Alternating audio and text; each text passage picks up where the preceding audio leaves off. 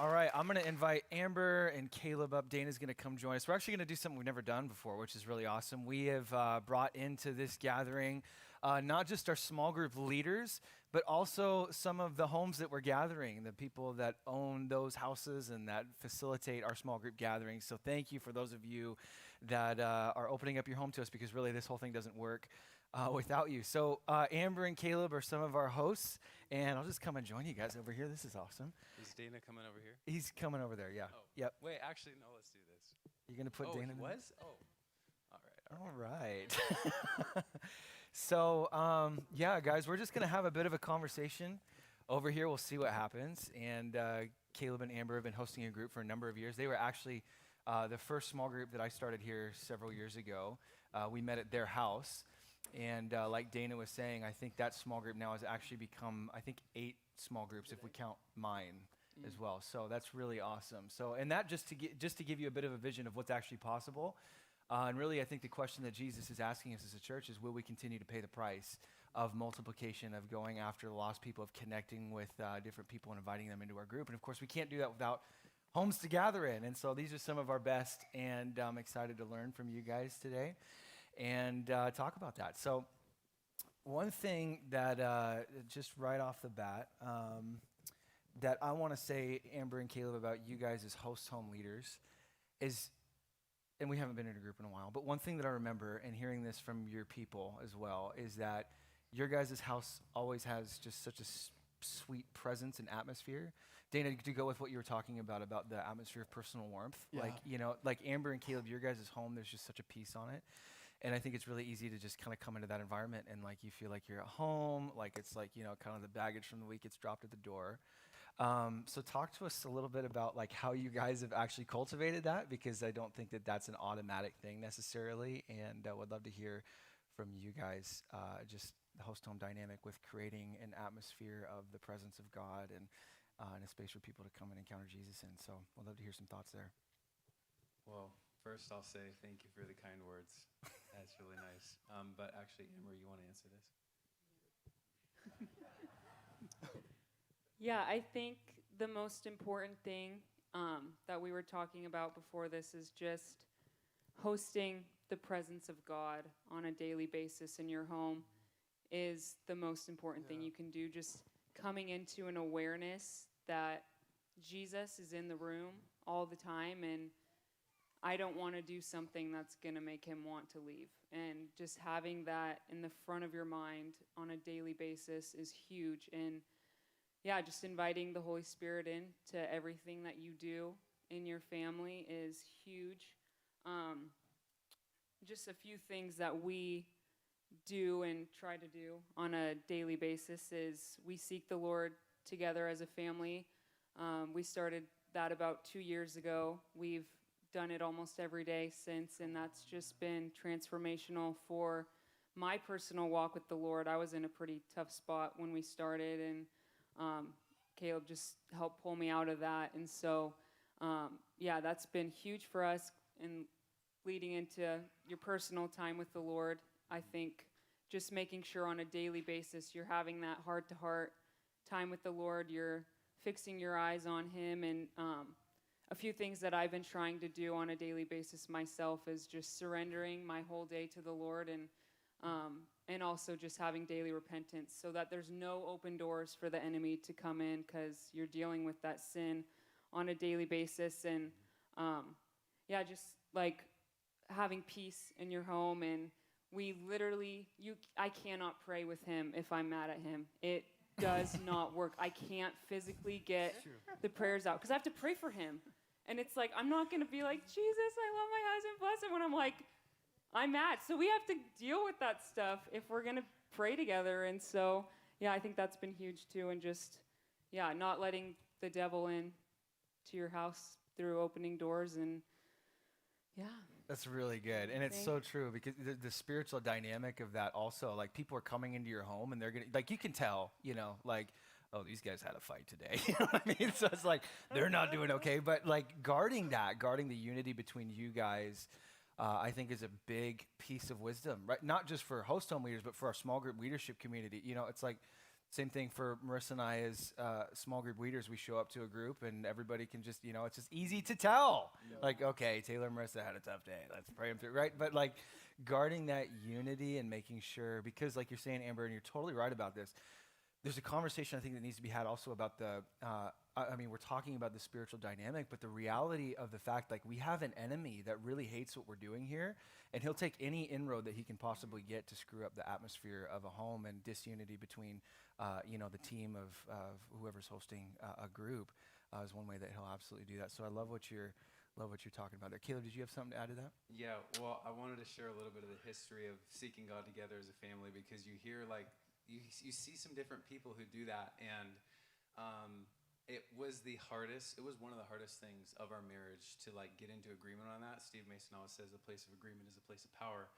And for about a year before leading up to this, maybe even longer, Amber would come to me and she'd be like, Caleb, I think we need to start praying together. Like, you hear a sermon or something that would stir you towards that. And I was just like, yeah, if you want to like want to set that up for us, like, sure. I was just very passive about it. And so Classic. she would she did it once or twice where she initiated it, and I was just there, and I would pray and I would do the thing, but it's like, that's not how God set it up, is for the man to be passive and the woman to have to lead it. And so it was just a year of like waiting for me to arise and to lead my family and to just make the decision. And so what's funny is that Amber was in that place, and then I flip-flopped and I got passionate, and I said, we need to seek the Lord as a family. We need to lay the foundation. And then Amber was the one who had a hard time. But the reason is because I was very zealous from the start, and I had us do some intense stuff. But 9 months into it, after some 9 months into it, after our struggles, I recognize my zeal looking back on it now, and I would have slowed it down a little bit, I believe. And then anyway, 9 months into it though, I had a dream, because we were in a very tense spot with this, where it was like, Amber was like, what do I do? Do I submit or do I rebel? Do I show up to the prayer time? Anyway, and so I had a dream where I went to a youth meeting, and I spoke at a youth meeting, and the tangible presence of Jesus showed up in the youth meeting, and everybody just got like hit with the Holy Spirit. And I stepped off the stage, and the youth leader that had me went up to me, and he started talking to me, and he's like, hey, I also seek the Lord with my wife too. And he's like, it is one of the hardest things that you can do. And he told me about like how he did it. They did prayer walks. And he said, if you need to continue to do this. And if you continue to do it, you will be blessed. So good. And I just have held on to that. And it just requires so much diligence and grace. And it looks different for everybody. Well, this is like taking up this is important though. It looks different for everybody, but we know that the foundation is the word, prayer, and worship. And you just figure out what that looks like. You build a foundation for your family. You stick to it with all you have. You don't let go of that. And it doesn't even have to be 15 minutes like we started out with. You could do 5 minutes. You could do a couple minutes, but it's just getting in that place of agreement and over time growing on that. Yeah. So good, man. And I think it's okay to spend so much time on this, because I think this is the most important thing. It's with a host home, I think the most important aspect of your job is actually hosting the presence of God in your home. Because, like Dana was talking about so beautifully, it's getting people connected to the presence that is going to lead to transformation. And so I think, that's just such good wisdom. And let's be honest, for those of us that are married, praying with your spouse a lot of times is like kissing your sister. And so it's like, how do you, so just recognizing, like, dude, it's hard, and it's like, it's worth being consistent there, and it's worth pressing in, and like that word in that dream that Jesus gave you, bro. Go after this because it's really important. I think that's so good. Amber, another thing that you said that I thought was really awesome, and I think you actually said this as a joke at first, but I was like, oh, wow, this is so good. But you were talking about how, what was it? Being a faithful Mary will lead to being a successful Martha. We talk a lot about Mary in the church. Just sit at the feet of Jesus and, listen to everything he has to say. But Martha's important, right? She's got a place in the story. And I love that line, if being a faithful Mary will lead to being a successful Martha. Talk to us about what you meant by that. What does that look like? Yeah, so when Caleb told me we were going to do this, the Holy Spirit just dropped that in my head, I think. And yeah, I think we all know that story. Martha was just being a frantic, bitter lady trying to serve. And Jesus was like, chill out. Look at Mary, what she's doing. She's found the important thing, and she's sitting at my feet. She's learning from me. And I think if we try to be Martha without first being a Mary, we're going to be like Martha in the story. We're going to look around and get bitter. We're going to complain. We're going to do it with grumbling. But if we're making sure that we're first a Mary and we're just sitting at Jesus' feet and learning from him, being a Martha will just naturally flow out of us, because being a servant is so important. It's not that Jesus doesn't want us to serve, because he was the greatest servant in all of history, and he came to serve, not to be served. And so, yeah, he wants us to be both Martha and Mary, but first he cares about our heart so that we can be a good Martha. Yeah. That's so good. I was actually thinking about that this morning. Marissa and I were talking about that, and I think you just hit it, the nail right on the head right there, about how Jesus was actually, he was both, characters in that exchange. He is Mary, but he also is like the servant. He is the servant leader. I mean, John 13, he actually gets down and washes the feet of his disciples, like gets his hands on their nasty, crazy feet and loves them and serves them. And that is, of course, what he does in our lives continually. And so recognizing, like, okay, yeah, Jesus, Mark 1:35, he got up before the sun came out, seeking the Father, spending time with the Father, enjoying that communion, sitting at the feet of God, and then from there going out and actually being positioned to serve effectively, because his heart was set. So, like you're saying, there wasn't any bitterness or resentment or, any of that stuff. And obviously Jesus so didn't have to worry about that anyways, like we do. But you know what I mean? Like there was that model of seek the Lord, spend time with Jesus, let the Holy Spirit work on your heart and position you then out of the overflow of your connection with God to reach out and to actually be a servant to people. And obviously that's super important. Talk about, guys, the mindset.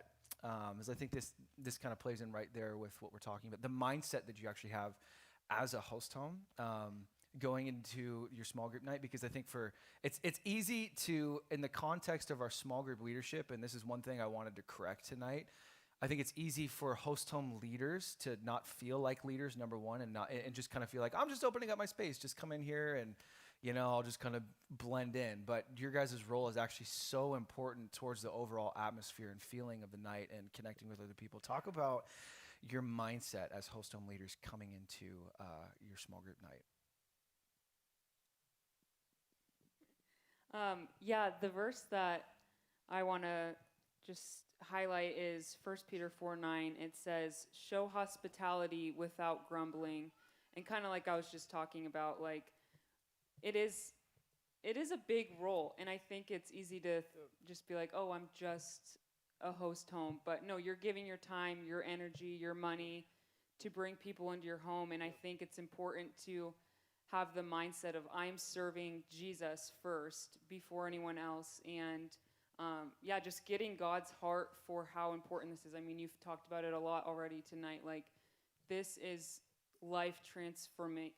How would you say that? Transformational. And just realizing how important this is, and that you get to be a part of it. And just when it is a stressful day and you're like trying to clean your house and get everything ready and you're just stressed or you're exhausted, and the last thing you want to do is host people, just going back to that verse and that mindset of, we're serving Jesus, we're inviting people to come encounter the Lord, and it is so important, and it's so biblical to meet together and to break bread together and to do life together. So just realizing, even though you're not the leader, you're still giving so much to make this happen. So just remembering that in the hard moments, and having joy, just lots of joy, because it's so fun. It's the highlight of my week. So Yeah, that's so good.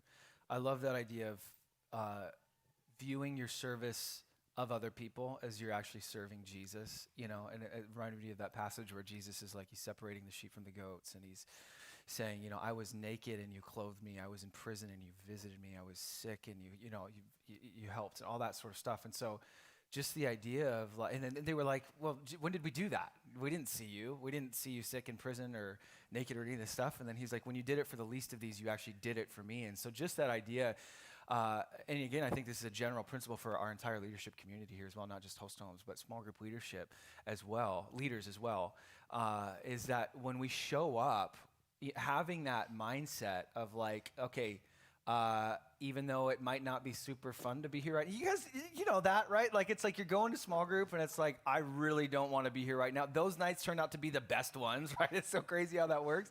But having that mindset of like, okay, I'm not just checking a good Christian box here for showing up and just doing my job, but actually like I'm serving Jesus by serving these other people, and having that mindset, I think as a leadership community, I think it'll make us so much more effective at what we do and how we do it. And I think if we could boil tonight down to, you know, a few concepts that would have to be in there. Actually, just getting down to the idea of when you serve other people, you're serving Jesus. And so making a priority of that. So good. Caleb, you look like you had something to add on that. Yeah, I was just going to say, I apologize if you already said this, and I didn't catch it, but just the mindset for the host home as the leader is that like the leader needs you to welcome people and like take that, you did? Oh. No, we didn't. Needs you to take that position of like inviting them into your home and being the welcoming person. Yeah. And taking the leader role instead of, just like letting the leader, because it's your home. Yeah. And inviting them into that place. So, yeah, that's it. Yeah, that's so good. And for some of us, right, that are more introverted than others, like let's just get practical on that point, and then Dana will throw it over to you. That's going to be a lot more difficult, right? You know, or it's like, oh, I have to actually get myself out of my shell here and like meet people, shake hands, have some awkward conversation, and you know, break out a little bit more intentionally than somebody who's more extroverted. But I love what you're saying right there, man, and I think that's so true. And you know, again, to just reinforce the idea that if you're hosting a small group, you're not just a host, you are a leader. And your role really is to show up and to lead. And part of how you lead is making those connections, looking people in the eye. How are you doing? How's your week going? Following up with people. You know, that's not just the small group leader's job, but our small group leadership team's job within the context of the small group. Good. Reaching out to people, connecting, and being intentional with relationship building. So let's kind of use that as a pivot point to talk about some more practical stuff. Dana's got a few questions to ask you guys here. Yeah, totally. I'd love to hear kind of what have you guys learned through your vast level of experience of hosting? What have you learned in terms of the difference that physical environment and atmospheres can make in terms of creating a conducive environment for ministry? Like the cleanliness of the room, all that sort of thing. Yeah. Yeah, well, Tim McClellan, one of our elders here, he rebuked me for showing up to church with a car that wasn't washed. It was pretty dirty, and he said, "Caleb, rebuked is a strong word. All right." Okay, he corrected me. I felt like a rebuke. He's like, "Caleb, you need to clean that car." And then Steve Mason, I was growing out my beard super long, and I can't grow a beard. It's okay if you can grow a beard successfully. I couldn't. He said, "Caleb, you're starting to look like a hobo. You need to take care of that. You need to take care of that beard." And so it's just like what their mindsets are that's kind of influenced me is that sometimes the outward reflects the inward. And just like the outward environment, if it's chaotic and it's hectic, that might be reflective of what's going on in like the spiritual realm. And it just like, it creates a place for people to come in and feel comfortable. You don't have to worry about like, it's distracting when you go into a space and there's things that like make you uncomfortable. Like maybe there's a bunch of dog hair around if you're not a dog person, or maybe it's too cold. These different things that just are distractions, and we want to just remove distractions. And what's so interesting is that the qualifications for an elder in the church is that he is to be hospitable. Like that is a like you have to have hospitality in order to be an elder. And so that just goes to show how important it is. And the Bible doesn't talk about like how to be in detail hospitable. It's a spiritual gift, but they don't give details. So we have to use discernment and think like, okay, what is it how do we practically in the 21st century walk out hospitality? And we just have realized more and more how it's keeping your home with excellence. I hope that answered your question. Let's have Amber step in. Yeah, I just want to add that, like, it doesn't matter if you are renting an apartment or if you own a beautiful Pinterest house. You can do things to make your home warm and welcoming. You can, you know, there's the smallest little things, lighting a candle, cleaning your toilets. I don't think I Please. have to tell you guys Clean the that, toilets. but just, yeah, make it welcoming, make it warm, make it you, and it doesn't have to be some huge, beautiful, wealthy place, but it can still be filled with peace and safety, and yeah. Yeah. We were renting a condo, and fanciness doesn't, like, yeah, the Pinteresty thing. Fanciness doesn't matter, but there's a difference between fanciness and cleanliness, and what cleanliness is what really is what causes people to Yep. get like not want to show up. You were going to list some things. Do you not want to do that?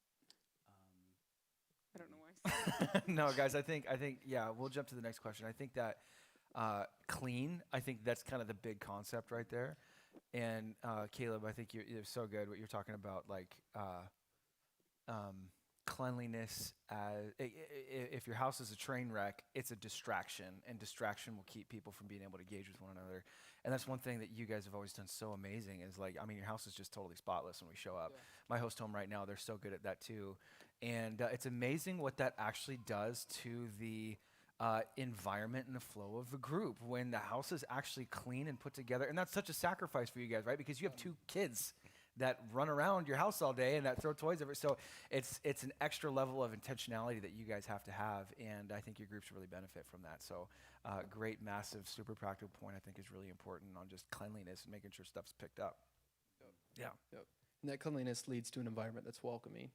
It's really beautiful. Yeah. So then I guess we kind of touched a little bit about how a host home is to be a leader as well. We've talked about that a little bit of how it kind of welcomes and connects with people when they first come in. So kind of touch about what does that actually look like on a practical level to be welcoming, not only environmentally, but also as a leader as people come in. Yeah, Caleb kind of mentioned this before, but just making sure that, yeah, it's your role as well to, especially if there's a new person coming, to just go and welcome them in and not put all that pressure on the leader because they might already be talking to someone or they might not be there yet. And so it is our role to be welcoming. That's like one of the most important parts of the night, especially if a new person is coming, that they feel instantly welcomed and loved on in those first few minutes. And just keeping your eye out at the buffer times, like, is there anyone sitting alone or looking uncomfortable going and talking to them? And that's really hard for me, but that's something the Lord's been pushing me in, is just stepping out and loving on people. And another thing I think that's important is if there's people with small children, to accommodate them and just open another room if they need to go nurse their baby or change a diaper, or if they have kids. So just being aware, telling people where the bathroom is, where there's drinks. So just being a good leader in those things and letting people know just your house is their house, and to make themselves at home. And yeah. Yeah. Good. Awesome. Well, I think the last primary, most important question that I think a lot of us have really been waiting for is what's the view that you guys have regarding snacks? Is there a rotation? Do you have a Pinterest feed that you follow? Because I remember I was in their group for a period, and I love all my hosts through the years, but guys, the snacks that Amber creates, Truth. it's... I got born again. So it was good. So, why don't you share on that? Well, thank you. I have fun with it. But yeah, I think, like you said, food makes everyone happy. And if it doesn't, you're weird. So, I just remember growing up, one of my friends, her mom, every time we'd go to her house, they had a basement, this big bar, and the whole thing would just be lined with snacks galore, and we'd wake up to pannenkoeken, these Dutch pancakes on these plates that were like bigger than my face, and they'd be hanging over the edge, and it was just like the best house to go to. So that just shows, like, I know you were all excited about coming here because you knew you'd get free food. So it's important, and it can just, yeah, it can totally bless people, and it might seem kind of silly, but it is such a gift, and it's just so fun to break food together. And yeah, so I think just practically, there's kind of two ways that you can do it. If there's people in your group who are interested in doing snacks, then that's one option, is to make a schedule rotation with people. Or if there's not, then just doing it yourself. But I think it can be a huge blessing to include other people, to kind of give them a role, as well as it takes some pressure off of you to have to do it every week. And if you do go that route, I would just say, just lead in it and give them ideas and things to do, because no one wants to come and eat kale. So, I don't know, have options, because another big thing is find out if people have diet restrictions or allergies, and have options for people who maybe can't eat the snack that you prepare. And yeah, go on Pinterest, because there's a million ideas. Or we do have the scone queen, Brandy Morgan, at New Song Church. So if you just don't know what to do with snacks, hire her to make your group some scones, and it will wreck your people with the glory of God. One quick point on food is, and then we got to wrap this up, is it really is a comfort thing too. I mean, that's why this just isn't, it's not just a little thing, and why we wanted to talk about this, because when people show up for the first time, or a group is new starting, it's a point of familiarity for people, where they can show up and say, "Oh, there's food." This makes me feel a little bit more like I'm in a safe place. And so I really think it is a big deal, just having a point of familiarity for people. Muffins, don't do the kale salad because you're on a diet. Amber, thank you for mentioning that for everybody's sake. But it's a big thing. So, guys, thank you so much. Amber and Caleb, can we give them a round of applause, guys? So awesome.